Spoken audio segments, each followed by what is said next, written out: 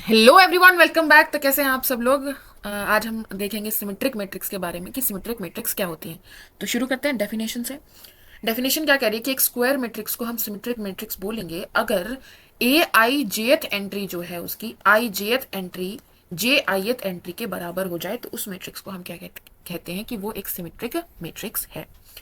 मतलब कि जो आपका प्रिंसिपल डायगोनल है वो एज मिरर काम करेगा और इसका रिफ्लेक्शन इधर, यहां पर दोनों जगह सेम आना चाहिए। इसका रिफ्लेक्शन इधर आएगा, इसका रिफ्लेक्शन इधर आएगा। ठीक है। अगर आप इनके जनरल फॉर्म लिखेंगे तो ये क्या आ जाएगा, A11 A12 A13 A21 A22 A23। सो आई जेथ 1 2th एंट्री जो है वो किसके बराबर है, जे आईथ यानी 2 1 के बराबर है। ठीक है, 1 और 1 है दोनों। तो इस तरह से जब भी आपकी मैट्रिक्स होती है तो उस मैट्रिक्स को हम क्या कहते हैं, सिमेट्रिक मैट्रिक्स कहते हैं। ये आपकी बेसिक डेफिनेशन होगी। फिर हमने पढ़ लिया ट्रांसपोज। क्या पढ़ लिया, ट्रांसपोज। ट्रांसपोज क्या करता है कि भाई जो रोज है वो कॉलम्स बन जाते हैं और जो कॉलम्स है वो रोज बन जाती हैं। ठीक है। जैसे कि 1 1 0 ये हमारी इसमें क्या थी, रो थी। ये ट्रांसपोज करने के बाद क्या बन जाएगी, ये कॉलम बन जाएगा।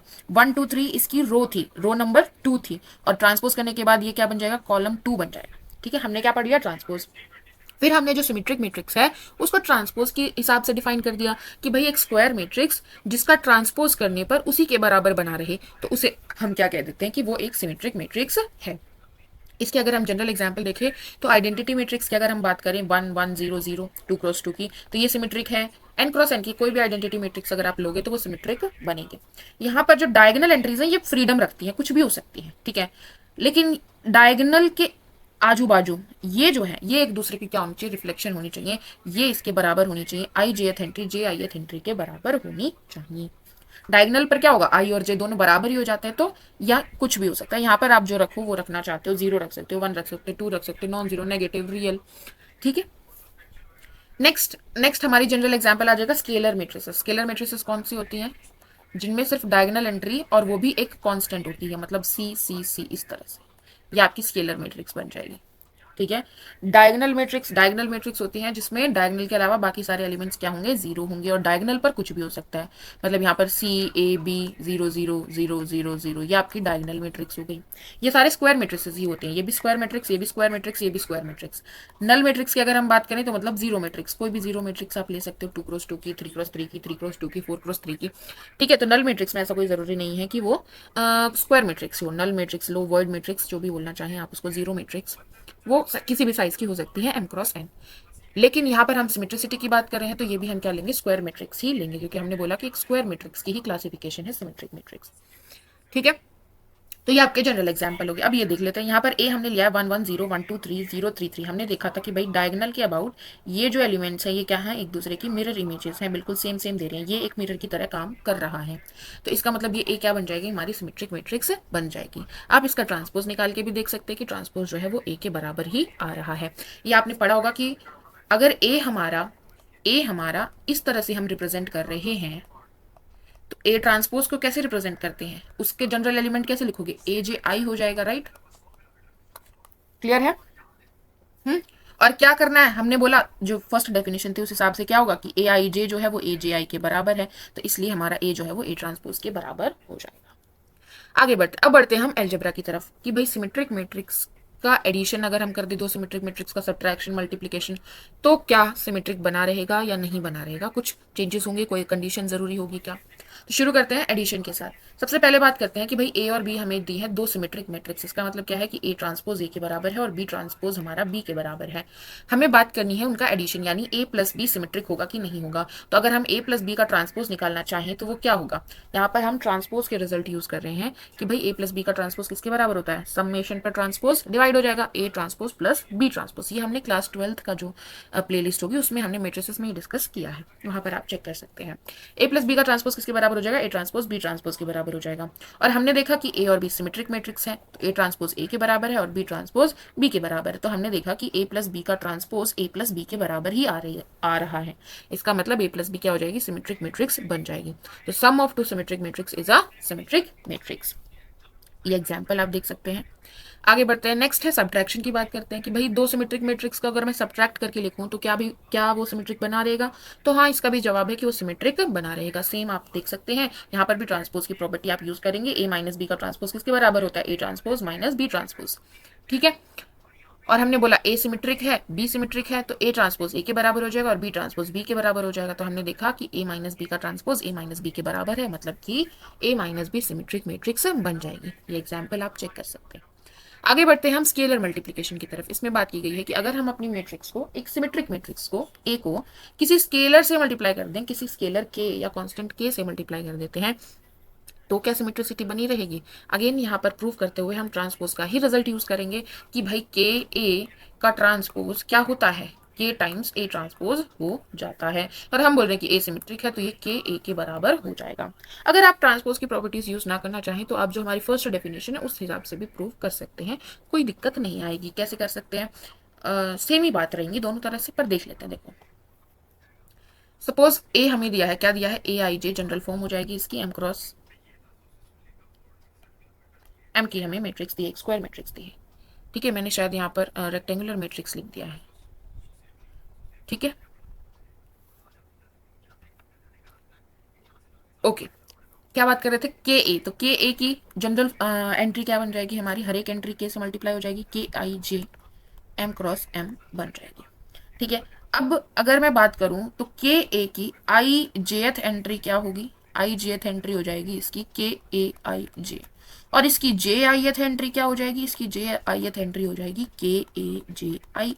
हम बोल रहे थे कि ए जो है वो सिमेट्रिक है, इसका मतलब इसके लिए ए आई जे जो है वो ए जे आई के बराबर है फॉर ऑल आई जे। ठीक है, वेरिंग फ्रॉम 1 टू m। ठीक है, तो अगर मैं इसको किसी स्केलर से मल्टीप्लाई कर दूं तो भी तो बराबर बना रहेगा। ठीक है, और जैसे ही ये दोनों बराबर आए, मतलब ये दोनों बराबर हो गए, मतलब के ए की आई जेथ एंट्री जे आई एथ एंट्री के बराबर है, मतलब के ए क्या हो जाएगा, सिमेट्रिक हो जाएगा। तो आप ऐसे भी जा सकते हैं। ये एग्जाम्पल हमने करके देखा है, आप इसको चेक कर लीजिएगा। आगे बढ़ते हैं। नेक्स्ट हमारा आता है कि भाई अगर हम दो सिमेट्रिक मैट्रिसेस का प्रोडक्ट कर दें तो क्या वो सिमेट्रिक बना रहेगा कि नहीं बना रहेगा। तो अगर हमें ए और बी दो सिमेट्रिक मैट्रिक्स दिए हैं और हमें बोला है कि भाई ए भी सिमेट्रिक होगा कि नहीं ये बताओ, तो इसके लिए क्या जरूरी कंडीशन आती है हमारे पास कि ए और बी उन दोनों को क्या करना पड़ेगा, आपस में कम्यूट करना पड़ेगा, यानी कि ए बी को बी ए के बराबर होना पड़ेगा, तभी आप ये बोल पाएंगे कि ए बी सिमेट्रिक है। अगर ऐसा नहीं है तो आप ए बी सिमेट्रिक नहीं दिखा पाएंगे। If and only if condition है तो यहां से यहां भी जाना होगा, और यहां से अगर आपको कम्यूटेटिव दिए हैं तो आपको ये प्रूव करना होगा कि ए बी सिमेट्रिक है। तो एक देख लेते हैं। अगर हम देखें कि भाई हमें ए बी सिमेट्रिक दी हुई है, अगर हमें ए बी सिमेट्रिक दी हुई है तो इसका मतलब क्या है कि भाई ए बी का ट्रांसपोज जो है वो ए बी के बराबर ही है। राइट, ए बी का ट्रांसपोज ए बी के बराबर गिवन है। अब अगर हम ए बी ट्रांसपोज ट्रांसपोज की प्रॉपर्टी के हिसाब से खोलेंगे तो वो क्या आ जाएगा, B transpose A transpose, transpose क्या होता है, उल्टा खुलेगा। बी ट्रांसपोज ए ट्रांसपोज किसके बराबर आ जाएगा, ए बी के बराबर आ जाएगा। हमें बोला था कि बी और ए सिमेट्रिक मैट्रिक्स है, तो बी ट्रांसपोज बी के बराबर, ए ट्रांसपोज ए के बराबर। यहां से हमारे पास आ गया कि बी ए बी के बराबर है, मतलब ए और बी आपस में क्या कर रहे हैं, कम्यूट कर रहे हैं। इस तरफ गए। अब उल्टा आते हैं कि हमें दिया है कि ए और बी आपस में कम्यूट कर रहे हैं, मतलब ए बी बी ए के बराबर है। तो हमें प्रूव करना है कि ए बी जो है वो सिमेट्रिक मैट्रिक्स बनेगी। तो ए बी का ट्रांसपोज किसके बराबर हो जाएगा, बी ट्रांसपोज ए ट्रांसपोज के बराबर हो जाएगा, जो कि बी ए के बराबर होगा। और हमें दिया है कि बी ए बी के बराबर है, तो ये ए बी के बराबर हो जाएगा। तो हमारा ए बी जो है वो क्या हो जाएगा, सिमेट्रिक मैट्रिक्स बन जाएगा। ठीक है, दोनों तरफ जा सकते हैं। तो क्या है नेसेसरी कंडीशन कि उनको कम्यूट करना चाहिए आपस में। अगर हम ऐसा कोई मैट्रिक्स लेकर चले ए और बी जो सिमेट्रिक है लेकिन आपस में कम्यूट नहीं कर रहे हैं, तो उसका मैंने एक एग्जांपल यहाँ पर दिया। कोई भी एग्जांपल आप, नॉन कम्यूटेटिव मैट्रिक्स, जो मैट्रिक्स मल्टीप्लिकेशन है इन जनरल क्या होता है, नॉन कम्यूटेटिव ही होता है। ठीक है, तो ए और बी हमने लिए, प्रोडक्ट निकाला, तो हमने देखा कि ये सिमेट्रिक नहीं है, इसका ट्रांसपोज इसके बराबर नहीं आएगा। अगर आप ए एक डायगोनल मैट्रिक्स ले लें, मान लीजिए हमने ले लिया 1 2 0 0, ए है हमारा, और हम बी ले लेते हैं 2 1 0 0, तो इस केस में ए बी आपका क्या आएगा, ए बी आ जाएगा आपका 2 2 0 0। राइट, हाँ। अब बताइए क्या ए बी सिमेट्रिक है, हाँ बिल्कुल सिमेट्रिक है। तो आप क्या देख पा रहे हैं कि अगर ये सिमेट्रिक आ रहा है मतलब आप बोल सकते हैं कि ए और बी आपस में क्या कर रहे होंगे, कम्यूट कर रहे होंगे। ठीक है, जो आपको तरीका पता है उस हिसाब से आप जा सकते हैं। ए बी कम्यूट कर रहे होंगे इसीलिए ए बी सिमेट्रिक आएगा। आपको अगर ये पता है कि ए और बी आपस में कम्यूट कर रहे हैं तो आप डायरेक्टली बोल सकते हो कि इनका प्रोडक्ट क्या आएगा, सिमेट्रिक आएगा। अगर आपको ये पता है कि इनका प्रोडक्ट सिमेट्रिक आ रहा है तो ये तभी पॉसिबल है जब वो दोनों आपस में क्या कर रहे हो, कम्यूट कर रहे हैं। आगे बढ़ते हैं ट्रांसपोज की तरफ। अगर एक सिमेट्रिक मैट्रिक्स हमें दी गई है कि ए एक सिमेट्रिक मैट्रिक्स है, तो उसका ट्रांसपोज भी क्या सिमेट्रिक होगा कि नहीं होगा। किसकी बात करनी है, ट्रांसपोज ऑफ ए की बात करनी है। तो ए ट्रांसपोज का ट्रांसपोज चेक करते हैं। अब हमें पता है कि भाई मैट्रिक्स का ट्रांसपोज किया और उसका फिर से ट्रांसपोज कर दिया, तो हमारे पास वापस से क्या आ जाती है, मैट्रिक्स ही आ जाती है। हमें बोला है कि जो ये मैट्रिक्स है ये सिमेट्रिक है, इसका मतलब ए ट्रांसपोज जो है वो ए के बराबर है, तो यहाँ पर ए के बराबर ए ट्रांसपोज लिख सकती हूँ। तो मेरे पास क्या है कि ए ट्रांसपोज का ट्रांसपोज ए ट्रांसपोज के बराबर ही आ गया, मतलब कि ए ट्रांसपोज सिमेट्रिक हो जाएगा। Transpose of A symmetric matrix is a symmetric matrix. Next बात करते हैं negative of a matrix. Negative of a matrix मतलब माइनस ए की बात करनी है। अगर ए सिमेट्रिक है तो क्या माइनस ए सिमेट्रिक होगा, तो हाँ जी माइनस ए भी सिमेट्रिक हो जाएगा। क्यों, क्योंकि माइनस ए क्या है, -1 टाइम्स ए है ना, ये के की तरह काम करेगा, कांस्टेंट। अब इसका ट्रांसपोज की प्रॉपर्टी क्या होती है, क्या हो जाएगा, -1 टाइम्स ए ट्रांसपोज हो जाएगा। ए हमें सिमेट्रिक दिया है तो ये क्या हो जाएगा, -1 टाइम्स ए हो जाएगा। ठीक है, तो हमने देखा कि माइनस ए का ट्रांसपोज किसके बराबर आ गया, माइनस ए के बराबर ही आ गया, मतलब ये सिमेट्रिक है। अब बढ़ते हैं पावर ऑफ अ मैट्रिक्स की तरफ, कि अगर हमें एक मैट्रिक्स सिमेट्रिक दी है और हम उसकी कोई भी पॉजिटिव पावर कर रहे हैं, पॉजिटिव पावर बोले तो पॉजिटिव इंटीजर से हमारी वैल्यू है, जो पावर है एन की वैल्यू, एन कहाँ से आ रहा है, हमारा जेड प्लस से आ रहा है। ठीक है, तो A raise to power n symmetric होगा कि नहीं होगा, ये हमें बातचीत करनी है। तो A raise to power n का क्या मतलब है कि ए को हमें एन टाइम्स क्या करना है, मल्टीप्लाई करना है। मुझे चेक करना है कि ये सिमेट्रिक है कि नहीं, तो इसका ट्रांसपोज निकालेंगे, तो इस प्रोडक्ट का क्या हो जाएगा, ट्रांसपोज हो जाएगा। अब प्रोडक्ट का ट्रांसपोज क्या करेगा, उल्टा खुलेगा, लेकिन इसमें तो सारी एंट्रीज ए ही हैं, तो ये A transpose A transpose A transpose हो जाएगा। तो बेसिकली ये क्या बन जाएगा, ए ट्रांसपोज की पावर एन बन जाएगा। राइट, ए हमें सिमेट्रिक दिया है तो ए ट्रांसपोज की जगह ए रख सकते हैं, तो हमारा A raise to power n का transpose A raise to power n ही आ रहा है। इसका मतलब हमारा A raise to power n जो है वो सिमेट्रिक मैट्रिक्स बन जाएगा। तो अगर आप किसी भी सिमेट्रिक मैट्रिक्स की कोई भी पावर करोगे तो वो सिमेट्रिक मैट्रिक्स बनी रहेगी। अब हम सिमेट्रिक मैट्रिक्स पर बेस्ड कुछ कुछ रिजल्ट्स की तरफ बढ़ते हैं। तो हमारा पहला रिजल्ट है वो क्या कह रहा है कि अगर ए मैट्रिक्स, आपको कोई भी मैट्रिक्स दी हो, चाहे स्क्वायर हो चाहे रेक्टेंगुलर हो, यहाँ पर हम बात करें कि स्क्वायर भी हो सकती है रेक्टेंगुलर भी हो सकती है, लेकिन आप जब चेक करोगे कि ये सिमेट्रिक है या नहीं, तो उस केस में जो मैट्रिक्स को आप चेक कर रहे हो वो स्क्वायर मैट्रिक्स ही होगी। ठीक है, यहाँ पर हम क्यों बोल रहे हैं कि ए स्क्वायर भी हो सकती है और रेक्टेंगुलर भी हो सकते हैं, क्योंकि हम ए को तो चेक ही नहीं कर रहे ना, हम तो इसको चेक कर रहे हैं, ये स्क्वायर होनी चाहिए। ठीक है, okay, for any matrix A, M cross N matrix, A transpose और ए ट्रांसपोज ए, ये दोनों ही मैट्रिक्स हमेशा क्या बनती है, सिमेट्रिक मैट्रिक्सेस बनती हैं। तो देख लेते हैं क्यों भाई, कैसे। तो ए ट्रांसपोज का अगर हम ट्रांसपोज निकालेंगे तो क्या बन जाएगा, ट्रांसपोज उल्टा खुलेगा, ए ट्रांसपोज का ट्रांसपोज हो जाएगा और ए ट्रांसपोज आ जाएगा, तो यानी ए इंटू ए ट्रांसपोज। तो हमने देखा कि इसका ट्रांसपोज उसी के बराबर है, मतलब ये सिमेट्रिक है। सिमिलरली अगर आप ए ट्रांसपोज ए का ए ट्रांसपोज निकालोगे तो ये क्या बन जाएगा, ए ट्रांसपोज का ट्रांसपोज, राइट, जो कि ए ट्रांसपोज ए के बराबर आ जाएगा। तो अगेन ये क्या आ गए, बराबर आ गए, ए ट्रांसपोज ए का ट्रांसपोज जो है वो ए ट्रांसपोज ए के बराबर आ गया, इसका मतलब ये भी सिमेट्रिक हो जाएगा। ठीक है, अगले रिजल्ट की तरफ बढ़ते हैं। नेक्स्ट रिजल्ट, अच्छा ये बताओ, क्या ए ट्रांसपोज हमेशा एक स्क्वायर मैट्रिक्स बनेगा, और अगर हमारी A M cross N matrix है तो आप कमेंट सेक्शन में लिखकर बताइएगा कि ए ट्रांसपोज किस साइज का बनेगा और ए ट्रांसपोज ए क्या साइज होगा। ये दोनों चीजें आप कमेंट सेक्शन में कमेंट करके बताइएगा। नेक्स्ट रिजल्ट की तरफ बढ़ते हैं। नेक्स्ट रिजल्ट है हमारा कि if A and B are symmetric matrices, ठीक है, then A B plus B A is also symmetric matrix. और यहाँ पर ये कोई जरूरी नहीं है कि ए और बी आपस में कम्यूट कर रहे हो। ठीक है, चाहे ए और बी आप कोई भी स्क्वायर मैट्रिक्स ले लीजिए जो सिमेट्रिक है, यानी कि ए ट्रांसपोज ए के बराबर है और बी ट्रांसपोज बी के बराबर है, तो ए बी प्लस बी ए जो है वो हमेशा ही क्या बनता है, सिमेट्रिक मैट्रिक्स बनता है। और ए बी माइनस बी ए की अगर हम बात करें तो वो हमेशा स्क्यू सिमेट्रिक बनता है, इसकी हम बात करेंगे। ठीक है, अगली वीडियो में। यहाँ पर बात करते हैं ए बी प्लस बी ए की, तो इसका ट्रांसपोज निकालते हैं। तो एडिशन में ट्रांसपोज क्या हो जाता है, डिवाइड हो जाएगा, तो यहाँ पर ए बी का ट्रांसपोज आ जाएगा प्लस बी ए का ट्रांसपोज आ जाएगा। और मल्टीप्लीकेशन में ट्रांसपोज उल्टा खुलेगा, तो बी ट्रांसपोज ए ट्रांसपोज आ जाएगा, यहाँ पर ए ट्रांसपोज बी ट्रांसपोज आ जाएगा, बीच में प्लस का साइन। ठीक है, हमें बोला ए और बी सिमेट्रिक है, तो ये बी ये ए आ जाएगा, प्लस ये ए और ये बी आ जाएगा। तो हमने देखा कि A B plus B A B plus B A के बराबर ही आ रहा है। अब ये किस किस को पता है कि भाई एडिशन कॉम्यूटेटिव होता है हमेशा, एडिशन ऑफ मैट्रिसेस हमेशा क्या होता है, कॉम्यूटेटिव होता है। ठीक है, तो यहाँ पर कॉम्यूटेटिविटी से A B plus B A जो है वो B A plus A B के बराबर हो जाएगा। अच्छा, यहाँ पर एक चीज ध्यान रखने की है कि भाई ए और बी सिमेट्रिक मैट्रिक्स है वो तो ठीक है, बट इनका साइज भी मैटर करेगा, क्योंकि हम आगे क्या कर रहे हैं, प्रोडक्ट करके ऐड कर रहे हैं, प्रोडक्ट करके ऐड कर रहे हैं। तो एडिशन तो सेम साइज की मैट्रिसेस के बीच में ही होगा, यानी कि ए बी और बी ए दोनों सेम साइज की है। ठीक है, और दोनों का सेम साइज का होना है, इसका मतलब क्या है, ए और बी भी दोनों सेम साइज की रही होंगी, एम क्रॉस एम मैट्रिक्स रही होंगी, बिकॉज ए और बी स्क्वायर मैट्रिक्स तो होंगी ही। ठीक है। नेक्स्ट है हमारा रिजल्ट नंबर 3। इसमें बोला है कि अगर ए हमारी कोई भी मैट्रिक्स है, यहाँ पर सिमेट्रिक सॉरी स्क्वायर मैट्रिक्स होंगी, क्या होनी चाहिए, स्क्वायर मैट्रिक्स होनी चाहिए, क्योंकि तभी हम बात कर पाएंगे।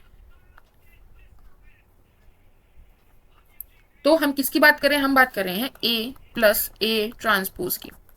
अगर आपकी ए कोई भी स्क्वायर मैट्रिक्स है जिसकी एंट्रीज रियल नंबर से आ रही हैं, तो आप ए प्लस ए ट्रांसपोज अगर चेक करेंगे तो वो हमेशा क्या आता है, सिमेट्रिक आता है। ट्रांसपोज कर लीजिए, ट्रांसपोज क्या हो जाएगा, एडिशन पे डिस्ट्रीब्यूट हो जाएगा, तो A transpose plus A transpose का ट्रांसपोज, तो ये बन गया A transpose plus A. Addition क्या होता है, कॉम्यूटेटिव होता है मैट्रिक्स का, तो ये ए प्लस ए ट्रांसपोज के बराबर आ जाएगा, तो ये हमारा क्या बन जाएगा, सिमेट्रिक बन जाएगा। ये जो है रिजल्ट वेरी इंपॉर्टेंट, बिकॉज आप आगे स्क्यू सिमेट्रिक मैट्रिक्स पढ़ने के बाद हम देखेंगे कि एवरी स्क्वायर मैट्रिक्स को हम रिप्रेजेंट कर सकते हैं sum of a symmetric matrix and a skew symmetric matrix. एक सिमेट्रिक मैट्रिक्स और एक स्क्यू सिमेट्रिक मैट्रिक्स के सम में की फॉर्म में हम रिप्रेजेंट कर सकते हैं ए मैट्रिक्स को, किसी भी स्क्वायर मैट्रिक्स को। ठीक है, तो वहां पर ये जो सिमेट्रिक मैट्रिक्स है वो आप कैसे बनाओगे, ए से, वो ऐसे ही बनाएंगे, ए और ए के ट्रांसपोज को ऐड करके। और स्क्यू सिमेट्रिक कैसे बनाएंगे, ए और ए माइनस ए ट्रांसपोज करके। ठीक है, नेक्स्ट रिजल्ट की तरफ बढ़ते हैं। नेक्स्ट रिजल्ट है हमारा रिजल्ट नंबर 4। ये कह रहा है कि B transpose A B, B transpose A B की अगर हम बात करें तो ये सिमेट्रिक होगा अगर ए सिमेट्रिक होगा। अगर ए सिमेट्रिक होगा तो बी ट्रांसपोज ए बी भी सिमेट्रिक होगा। तो बी ट्रांसपोज ए बी की बात कर लेते हैं, इसका ट्रांसपोज निकाल लेंगे तो उल्टा खुलेगा, तो ये हो जाएगा B transpose A transpose, B transpose का ट्रांसपोज दैट इज बी। अगर हमें ए सिमेट्रिक दिया है, इसका मतलब ए ट्रांसपोज ए के बराबर है, तो उस केस में ये बी ट्रांसपोज ए बी ही बन जाएगा, तो ये सिमेट्रिक बन जाएगा। ठीक है, ये आपकी एनसीईआरटी की क्लास 12 की बुक में भी है। ठीक है, एक्सरसाइज थी। नेक्स्ट रिजल्ट 5 की तरफ बढ़ते हैं। रिजल्ट 5 क्या कह रहा है कि अगर आपको कोई भी सिमेट्रिक मैट्रिक्स दी है, कोई भी सिमेट्रिक मैट्रिक्स दी है, तो वो हमेशा डायगोनलाइजेबल होती है, हमेशा डायगोनलाइजेबल होती है। इसका क्या मतलब है, डायगोनलाइजेबल का मतलब मैंने हमेशा मतलब पिछली 4 वीडियो से बताया है कि भाई हमारे पास एक पी मैट्रिक्स एग्जिस्ट करती है जो कि इन्वर्टिबल होती है, और उसकी सहायता से हम ये दिखा पाएंगे कि हमारी जो मैट्रिक्स है वो एक डायगोनल मैट्रिक्स के सिमिलर होती है। अब वो पी मैट्रिक्स बनती क्यों है, कैसे बनती है, तो वो बात आ जाती है आइगन वेक्टर से। ठीक है, तो डायगोनलाइजेबिलिटी की अगर आप डेफिनेशन देखें तो ये भी होती है कि अगर आप ए मैट्रिक्स को डायगोनलाइजेबल बोल रहे हो और ए आपकी m क्रॉस n मैट्रिक्स है, तो ए मैट्रिक्स जो है वो किसको रिप्रेजेंट कर रही होगी, हमारे एक लेफ्ट मल्टीप्लिकेशन लीनियर ट्रांसफॉर्मेशन को रिप्रेजेंट कर रही होगी जो एफ एम से लेकर एफ एम तक जा रहा होगा। ठीक है, और फील्ड एफ इज फील्ड। ठीक है, और अगर आप इस एफ एम का बेसिस बना पा रहे हो, इस एफएम का बेसिस बना पा रहे हो using eigen vectors of A, using eigen vectors of A, eigen vectors हम डिस्कस कर चुके हैं। ठीक है, तो आपका मैट्रिक्स जो है ये ए जो है ये क्या बन जाता है, डायगोनलाइजेबल मैट्रिक्स बन जाती है। ठीक है, क्लियर है। ये हमारी लीनियर ट्रांसफॉर्मेशन, सपोज ए से हम इसको डिनोट कर देते हैं, तो ये हो जाएगा ए वी किसके बराबर हो जाता है, मल्टीप्लाई कर देंगे ए वी। ठीक है, लेफ्ट से। तो क्या बताया, डायगोनलाइजेबल कब हो जाएगा, जब हम ए के आइगन वेक्टर्स की सहायता से एफ एम का क्या बना पाए, बेसिस अगर हम बना पा रहे हैं, मतलब there exist a basis consisting of eigen vectors of A, तो हम क्या बोल देते हैं कि वो डायगोनलाइजेबल मैट्रिक्स है। तो अगर हम सिमेट्रिक मैट्रिक्स के केसेस ऑब्जर्व करें तो हम क्या ऑब्जर्व करते हैं कि हम ऐसा कर पाते हैं हर एक सिमेट्रिक मैट्रिक्स के लिए। और हम यहाँ पर एक चीज और ऑब्जर्व करते हैं कि सिमेट्रिक मैट्रिसेस जो होती हैं वो क्या होती हैं, ऑर्थोगोनली डायगोनलाइजेबल होती हैं। क्या होती हैं, ऑर्थोगोनली डायगोनलाइजेबल होती हैं। क्या मतलब है कि यहाँ पर जो आपकी पी मैट्रिक्स हम बात करते थे कि भाई ए एक पी मैट्रिक्स एग्जिस्ट करती है जो कि इनवर्टिबल है, जिसका डायगोनल जिसका डिटर्मिनेंट नॉन जीरो है, और हम ए को क्या लिख पाते हैं, पी डी पी इनवर्स लिख पाते हैं। ऐसा ही बोला था। ठीक है, पिछली वीडियो में हमने डिस्कस किया था। तो ये जो पी मैट्रिक्स बन रही है ना, ये हमारी कैसी मैट्रिक्स बनती है, ऑर्थोगोनल मैट्रिक्स बनती है। कैसी मैट्रिक्स बनती है, ऑर्थोगोनल मैट्रिक्स बनती है। अब ऑर्थोगोनल मैट्रिक्स हम डिस्कस करेंगे क्या होता है। तो यहाँ पर क्या ध्यान रखिएगा कि जो सिमेट्रिक मैट्रिक्स है वो क्या होती है, ऑर्थोगोनली डायगोनलाइजेबल होती है। मतलब इनमें जो आपकी वो सिमिलर बनाने के लिए जो आपकी इन्वर्टिबल मैट्रिक्स मिलती है वो क्या बनती है, ऑर्थोगोनल मैट्रिक्स बनती है। ऑर्थोगोनल मैट्रिक्स की अगर हम बात करें तो क्या होती है, जो ए ट्रांसपोज ए किसके बराबर हो, ए ट्रांसपोज के बराबर हो और वो किसके बराबर हो, आइडेंटिटी के बराबर हो, ऐसी मैट्रिक्स बनेगी वो पी। ठीक है, आगे बढ़ते हैं नेक्स्ट रिजल्ट की तरफ। नेक्स्ट रिजल्ट हमारा कह रहा है कि all eigen values of symmetric matrix क्या होती है, रियल होती है। अगर आप सिमेट्रिक मैट्रिसेस की बात करें तो उनकी आप आइगन वैल्यूज जब निकालोगे तो आइगन वैल्यूज कैसे निकालते हैं हम, आइगन वैल्यूज कैसे निकालते हैं, हमें पता है कि these are the roots of characteristic equation. So A minus lambda I का डिटर्मिनेंट निकालेंगे और उसको जीरो के बराबर रखेंगे और उसके जो रूट्स आएंगे वो हमारी क्या बनती है, आइगन वैल्यूज बनती हैं।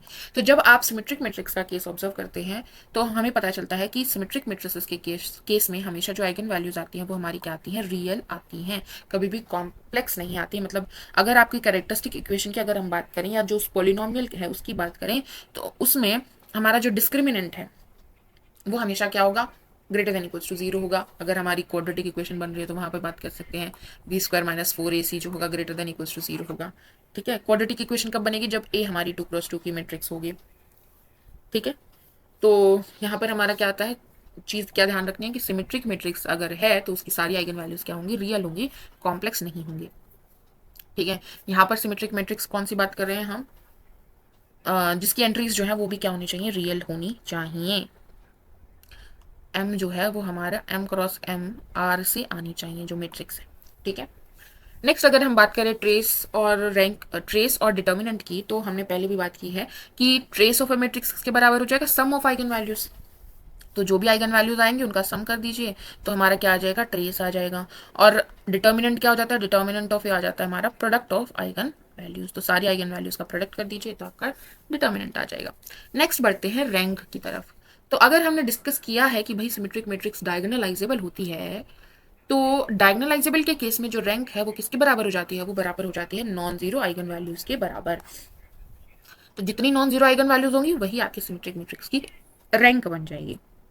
ठीक है, अब हम बात करते हैं कि क्या सिमेट्रिक मैट्रिक्स हमेशा इन्वर्टिबल होती है, क्या उनकी आइगन वैल्यू कभी जीरो नहीं हो सकती, नहीं ऐसा नहीं है। सिमेट्रिक मैट्रिसेस की आइगन वैल्यू भी जीरो हो सकती है, लेकिन यहाँ पर क्या केस है कि भाई अगर जीरो आइगन वैल्यू है तो उसके कॉरस्पॉन्डिंग भी आपको आइगन वेक्टर मिल रहा होगा, क्योंकि सिमेट्रिक मैट्रिक्स हमेशा डायगोनलाइजेबल होती है। ठीक है, उसके कॉरस्पॉन्डिंग आपका जॉर्डन ब्लॉक नहीं बन रहा होगा मोर देन वन साइज का। ठीक है, तो यहाँ पर अगर हम बात करें कि अगर ए हमारी, हमने बात किया कि जीरो आइगन वैल्यू भी हो सकती है और जैसे ही जीरो आइगन वैल्यू बनेगी तो हमारा डिटर्मिनेंट जीरो हो जाएगा। और डिटर्मिनेंट जीरो हो जाएगा क्यों, क्योंकि प्रोडक्ट ऑफ आइगन वैल्यू होता है, राइट। डिटर्मिनेंट जीरो होने की वजह से हमारी रैंक जो है फिर वो भी फुल नहीं रहेगी। रैंक फुल नहीं रहेगी, डिटर्मिनेंट जीरो है, मतलब हमारी मैट्रिक्स इन्वर्टिबल नहीं रहेगी। तो हमारा केस जनरेट होता है कि अगर मैट्रिक्स इन्वर्टिबल है तो, अगर मैट्रिक्स इन्वर्टिबल है और सिमेट्रिक है तो क्या उसका इनवर्स सिमेट्रिक होगा, हाँ बिल्कुल हो जाएगा।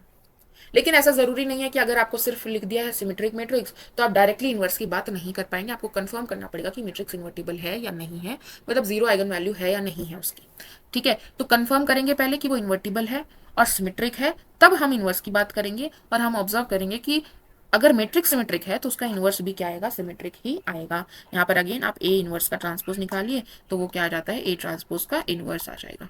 ठीक है, अब ए इनवर्स की बात कर ली है तो एडजॉइंट की भी बात कर लेते हैं। एडजॉइंट ऑफ ए क्या होगा, वो भी सिमेट्रिक होगा। अगर ए सिमेट्रिक है तो एडजॉइंट ऑफ ए भी सिमेट्रिक होगा। अब एडजॉइंट ऑफ ए निकालने के लिए मैट्रिक्स का इन्वर्टिबल होना जरूरी नहीं है। ठीक है, एडजॉइंट ऑफ ए आप किसी भी मैट्रिक्स का निकाल सकते हैं, स्क्वायर मैट्रिक्स का निकाल सकते हैं। क्लियर है, ठीक है, उसके लिए मैट्रिक्स का इन्वर्टिबल होना जरूरी नहीं है। यहाँ पर हमने क्या देखा कि अगर ए सिमेट्रिक है तो एडजॉइंट ऑफ ए भी सिमेट्रिक हो जाता है। और कई बार ये आपको रिजल्ट दे दिया जाता है कि क्या एडजॉइंट ऑफ ए का transpose adjoint of A transpose के बराबर होता है या नहीं होता है। तो आप एक एग्जाम्पल ए मैट्रिक्स लीजिएगा, उसका एडजॉइंट निकालिएगा और उसका ट्रांसपोज निकालिएगा और ए ट्रांसपोज करके एडजॉइंट निकालिएगा और ये कंफर्म करके खुद से चेक कीजिएगा। ठीक है, इसी से हमारे पास ये रिजल्ट भी आ जाएगा। ठीक है, आगे बढ़ते हैं। अब हम बात करते हैं कि भाई ए स्क्वायर जो मैट्रिक्स होती है, ए स्क्वायर मैट्रिक्स अगर हम बात करें तो वो हमेशा क्या होगी, सिमेट्रिक होगी। एक सिमेट्रिक मैट्रिक्स हो चाहे स्क्यू सिमेट्रिक मैट्रिक्स हो। मतलब कि यहाँ पर क्या कहना, अब हमेशा मत लिख देना, हमेशा का मतलब ये मत समझना कि कभी भी तुमने ए स्क्वायर लिया उसको सिमेट्रिक बोल दोगे उठा के, नहीं। हमें ए चाहे सिमेट्रिक दे रखा हो चाहे ए हमें स्क्यू सिमेट्रिक दे रखा हो, दोनों ही केसेस में जो ए स्क्वायर मैट्रिक्स बनेगी यानी ए इंटू ए मैट्रिक्स बनेगी वो हमारी क्या बनती है, वो हमारी सिमेट्रिक मैट्रिक्स बनती है। ठीक है, क्यों? क्योंकि इसका जब तुम ट्रांसपोज निकालोगे तो वो क्या बन जाएगा, ए ट्रांसपोज का स्क्वायर बन जाएगा। अब ए ट्रांसपोज ए के बराबर है तो भी ए स्क्वायर आना है, ए ट्रांसपोज माइनस ए के बराबर है तो भी ए स्क्वायर आना है। तो मैट्रिक्स हमारी जो ए है वो चाहे सिमेट्रिक हो चाहे स्क्यू सिमेट्रिक हो, ए स्क्वायर हमेशा क्या बनता है, सिमेट्रिक बनता है। ठीक है, अब ए आपकी ना सिमेट्रिक हो ना स्क्यू सिमेट्रिक हो और उसमें भी तुम बोल दो उठा के कि भाई ए स्क्वायर सिमेट्रिक बनेगा, तो वो गलत हो जाएगा। ठीक है, आगे हम बढ़ते हैं आइगन वेक्टर्स की तरफ। यहाँ पर ये रिजल्ट आता है हमारे पास कि अगर हम सिमेट्रिक मैट्रिक्स के कोरस्पॉन्डिंग बात करें तो जो डिफरेंट आइगन वैल्यूज हैं, दो डिफरेंट आइगन वैल्यूज हैं, उनके कोरस्पॉन्डिंग जो आइगन वेक्टर्स आते हैं वो आपस में क्या आते हैं, ऑर्थोगोनल आते हैं। यहाँ पर क्या बात की गई है, डिस्टिंक्ट आइगन वैल्यूज के कोरस्पॉन्डिंग बात की गई है। इसमें ये बात नहीं की गई है कि अगर आपकी आइगन वैल्यू रिपीट हो रही है, लैम्डा वन 2 टाइम्स आ रहा है, तो इसके कोरस्पॉन्डिंग जो आइगन वेक्टर्स आएंगे उनकी बात नहीं की। इनको नहीं बोल रहे कि हम ऑर्थोगोनल होगा, इनके बारे में नहीं पता हमें। हमें क्या पता है कि अगर आपकी आइगन वैल्यूज दो डिस्टिंक्ट हैं और इसके कोरस्पॉन्डिंग v1 है और इसकी कोरस्पॉन्डिंग v2 आपका आइगन वेक्टर है, तो इन वेक्टर्स की बात की गई है कि ये आपस में क्या आएंगे, ऑर्थोगोनल आएंगे। ऑर्थोगोनल आएंगे मतलब इनका डॉट प्रोडक्ट 0 होगा, और डॉट प्रोडक्ट अगर हम मैट्रिक्स फॉर्म में रिप्रेजेंट करना चाहें तो वो क्या बन जाता है, v1 ट्रांसपोज v2 जो है वो क्या बन जाएगा, 0 बन जाएगा। तो ये देखते हैं एक बार हम जल्दी से। तो मान लेते हैं हमारे पास दो डिस्टिंक्ट आइगन वैल्यूज हैं, λ1 एंड λ2। ठीक है, आइगन वैल्यू है इसका मतलब इसके कोरस्पॉन्डिंग आइगन वेक्टर रहा होगा।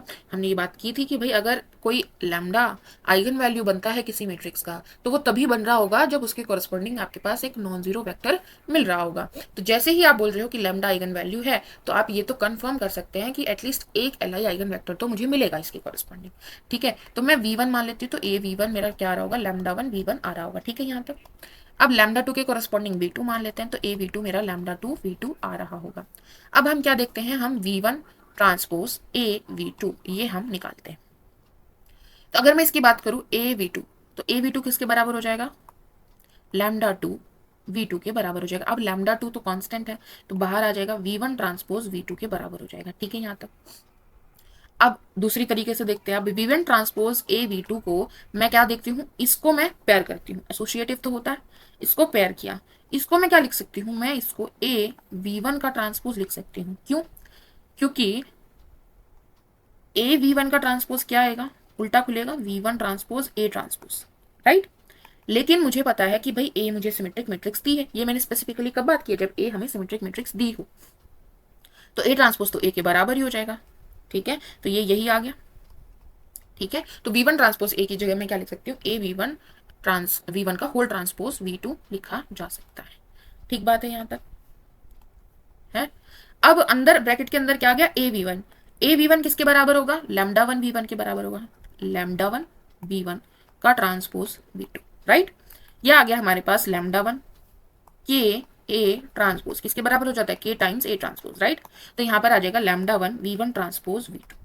ठीक है, तो एक बार हमने इसको सॉल्व किया तो ये इसके बराबर आया, दूसरी बार सॉल्व किया तो ये इसके बराबर आ गया, तो दोनों आपस में भी बराबर हो जाएंगे, यानी कि λ1 v1 ट्रांसपोज v2 किसके बराबर हो जाएगा, λ2 v1 ट्रांसपोज v2 के बराबर हो जाएगा। अब दोनों को एक तरफ ले आते हैं, तो λ1 माइनस λ2 v1 ट्रांसपोज v2 किसके बराबर हो जाएगा, 0 के बराबर हो जाएगा।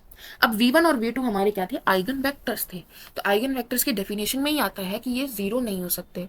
क्या नहीं हो सकते, ये 0 नहीं हो सकते। इसका मतलब ना तो v1 वेक्टर 0 वेक्टर है, ना v2 वेक्टर 0 वेक्टर है। यहां पर अब देखो, λ1 और λ2 क्या थे, दो डिस्टिंक्ट आइगन वैल्यूज थे। क्या थे, दो डिस्टिंक्ट आइगन वैल्यूज थे। तो λ1 माइनस λ2 क्या 0 हो सकता है, नहीं हो सकता है, बिकॉज अगर λ1 माइनस λ2 0 हो गया, इसका मतलब λ1 तो λ2 के बराबर हो गया। ये तो पॉसिबल ही नहीं है, हमें तो बोला था कि λ1 और λ2 दो डिस्टिंक्ट आइगन वैल्यूज हैं, तो इसका मतलब ये तो 0 नहीं है। ठीक है, हमने देखा इन दोनों का प्रोडक्ट 0 है और ये नॉन जीरो, इसका मतलब इसको क्या होना पड़ेगा, 0 होना पड़ेगा। मतलब v1 ट्रांसपोज v2 क्या आ रहा होगा, 0 आ रहा होगा। यहां से हम क्या बोल सकते हैं कि v1 जो है वो v2 पर क्या होगा, परपेंडिकुलर होगा, या बोल सकते हैं ऑर्थोगोनल होगा। ठीक है, क्योंकि इन जनरल हम जब वेक्टर लेकर चलते हैं तो क्या लेकर चलते हैं, एज अ कॉलम लेकर चलते हैं। जब हमने ट्रांसपोज कर दिया तो ये रो बन जाएगा, तो v1 कुछ ऐसा दिख रहा होगा, v2 कुछ ऐसा दिख रहा होगा। जब आप करोगे तो आपके पास एक सिंगल एलिमेंट आएगा, ठीक है, वो 0 होगा। अब ये क्या हो गया, डॉट प्रोडक्ट ही तो हो गया ना दो वेक्टर्स का, अगर आप वेक्टर स्पेस में जाकर देखोगे। ठीक है, तो डॉट प्रोडक्ट क्या आ रहा है, 0 आ रहा है, इसका मतलब ये दोनों वेक्टर्स आपस में क्या है, ऑर्थोगोनल हैं। तो यहाँ से हमने प्रूव किया कि अगर हमारे पास दो डिस्टिंक्ट आइगन वैल्यूज है तो उनके कोरस्पॉन्डिंग जो आइगन वेक्टर आएंगे सिमेट्रिक मैट्रिक्स के कोरस्पॉन्डिंग, वो क्या आते हैं, आपस में ऑर्थोगोनल आते हैं। इन जनरल हमारे पास क्या होता है कि ये दोनों आपस में एलाई होते हैं, ठीक है, ये आपस में लीनियरली इंडिपेंडेंट होते हैं, ऑर्थोगोनैलिटी नहीं आती इन जनरल मैट्रिक्स के लिए, ठीक है। तो यहाँ तक हमने सिमेट्रिक मैट्रिक्स पर बेस्ड जो भी हमारे पास रिजल्ट्स थे वो हमने डिस्कस किए। तो आज के लिए इतना ही, मिलते हैं आपसे कल, तब तक के लिए गुड बाय, टेक केयर।